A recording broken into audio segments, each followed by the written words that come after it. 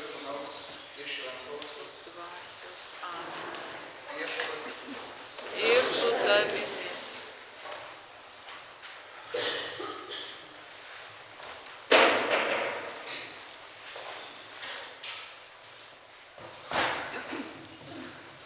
Rodo, neveikia.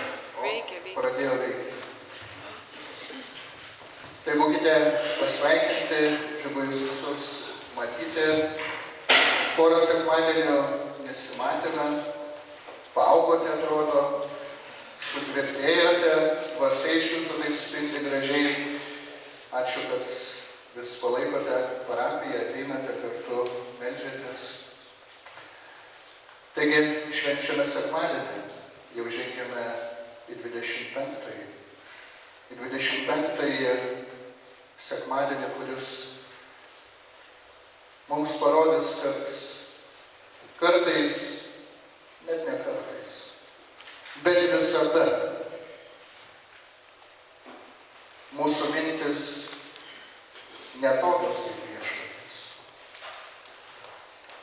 Ir mums atrodys daug kas nelogiška šiandien, bet dieviškai logiška.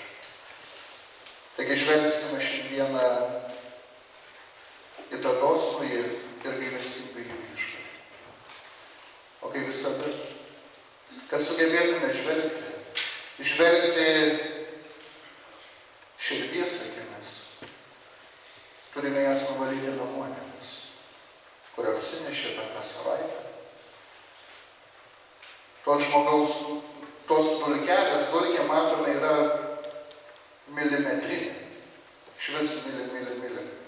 Bet kai jau daug būna, pažiūrėkite, koks dulkių sluoksnis ir užkloja. Lygiai taip pat ir mūsų, tą Dievo paveikslą, esantį mumise, užkloja nuodėmė dulkės. Dulkės imame ir nuvalome, taip? Ir dabar švęstų vandenį, prisimindami krikštą, nuvalykime